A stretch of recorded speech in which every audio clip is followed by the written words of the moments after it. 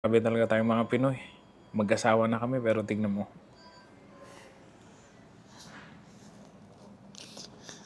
Nagkahiyaan pa sa isang manok.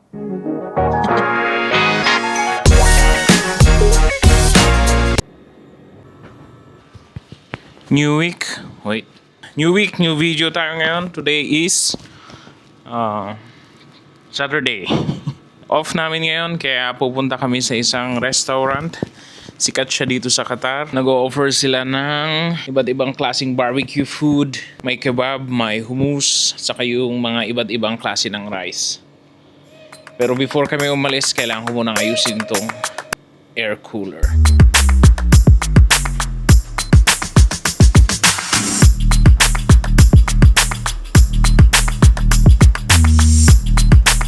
Ayos, gumagana na. Lamig.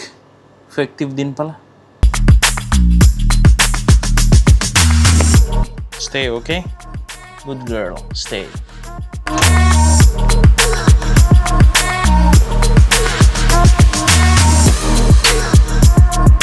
Grabe, ang init. Anong temperature? 44.5 degrees Celsius daw ang temperature. Init, basang-basa na yung ulo ko. Yan siya, oh. Init, di ba? Init. Ngayon pupunta kami sa...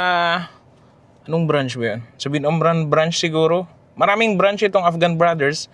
Pero check natin kung saan yung wala masyadong tao. Para makapag-video tayo. Kaya inisip namin dun sa may Binomran branch nila.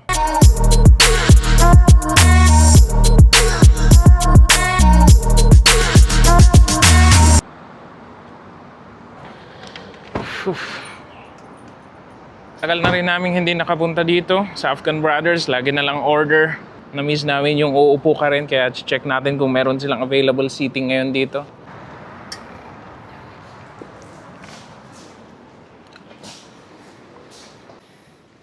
Ayos. Wala pang tao. Dito lang po, sir.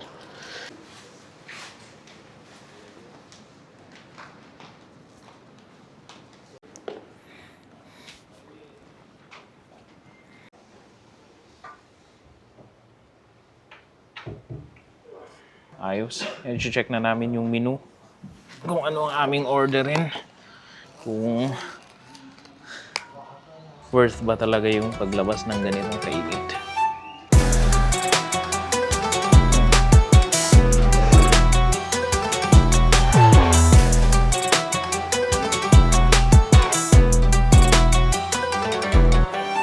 Grabe, buti Pilipino yung kumuha ng order namin. Tinuruan kami ng style. Bale, dalawang rice makukuha namin. Isang makbus at saka mandi. Yung makbus, yun yung orange. And then, bali kalahating makbus, kalahating mandi ha? Apo, thank you. Yun nga. Tinulungan kami. Kalahating makbus, kalahating mandi. Nice. Hindi ko kasi kanina ma-explain eh. Gusto kong half-half pero yun na lang. Hati kami. Soup. Kuya, taal po ng hummus. May appetizer na maliit. Gusto nyo? Ganun. Thank you, Lord. Ito lang yung mahirap dito. Pag nakaupo ka. Sa pag malaki tiyan mo katulad ko. Tikman natin tong soup. Sarap. Gusto ko talaga. Sarap nitong soup nila. Kakaiba. Hindi ko alam kung anong ingredients nito. Pero para siyang mamit. Siguro lamb. Lamb. Siguro to, no? Oo, kaya lamb. Na may carrots. Sarap. Kakaiba lasa niya. First time namin umorder ng small appetizer dito. Hindi kami umorder eh. Dati hummus lang. Pero ngayon, trinay namin. 16 riyals. Hindi ko alam kung ano yung mga yan. Saka ito yung bread. Sarap, ang init pa oh. Nice. Sarap.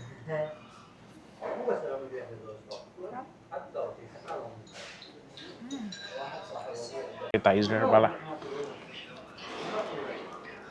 Kinakain lang namin yung hummus. Pero kalimutan ko, appetizer pala. So, isasawsa mo lahat. Masarap.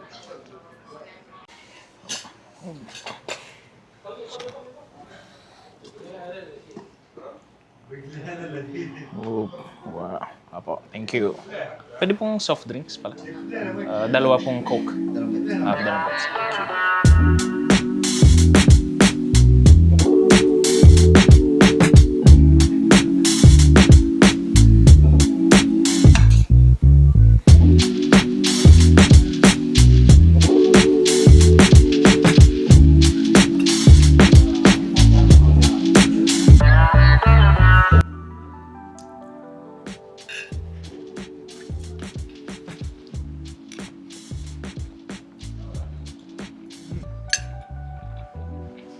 Grabe, ang sarap.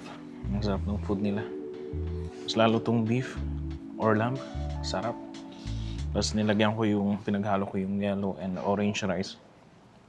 Then nilagyan ko yung kamatis nila. Number 1. Nasanay na kasi kaming nag-order lang. Kaya pag dumarating sa bahay, hindi masyadong masarap. Ito talaga masarap. Okay, tikman naman natin tong chicken. Sausaw natin dun sa may kamatis.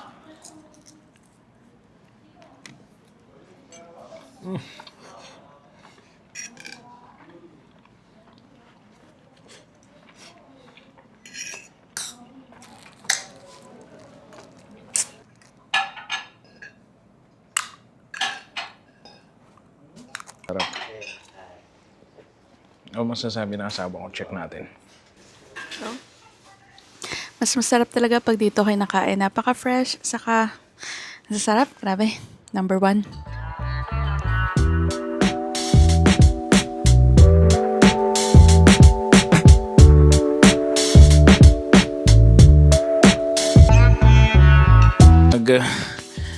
Di-decide kami kung ano yung mas masarap, yung yellow rice or yung orange rice ba. Para sa akin, mas prefer ko pa rin yung orange dahil mas malasa siya. Check natin sa asawa ko kung ano mas masarap sa kanya.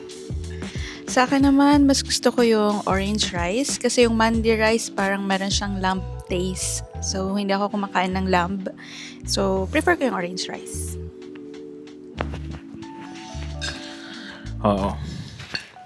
Pero sa akin, mas masarap talaga yung orange. Kaya ang ginawa ko na lang, pinaghalo ko. Orange at saka yellow. Ang dami. Ang dami nung servings na dito ng rice. Kaya mas maganda kung mas marami kayo. Limutan ko atang isama itong barbecue chicken. Kaya tikman din natin.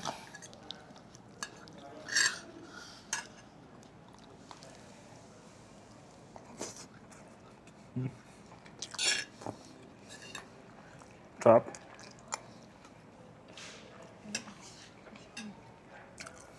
So para sa akin, okay na yung chicken barbecue pa rin talaga.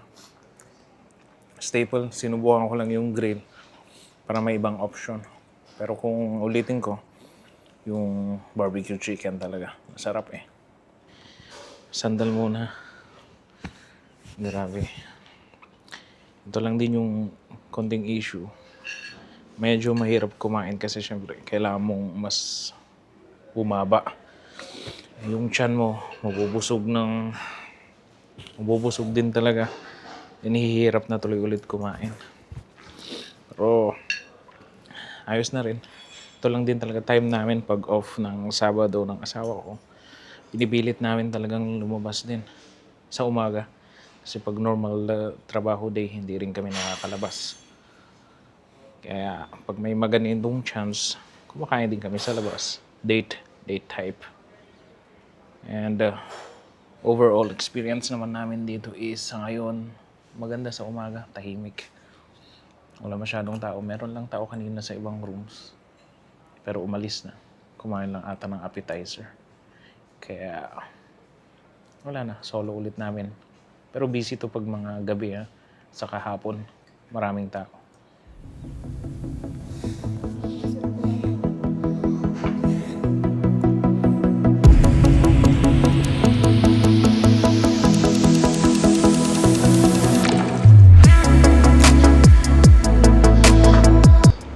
So tapos na ang ating video this week.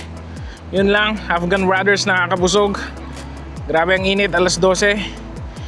Yun na nga, pag hindi ka pa naka-subscribe, subscribe ka. And kung gusto mo makita pa ibang kong content, Sa Facebook, meron akong isang page, Muted Frames by G. Pag may read ka rin sa LOL Games, meron akong Jelly Red Max na page, and meron din ako sa TikTok, Kwento ni G. Yun lang, till next time, kita kits.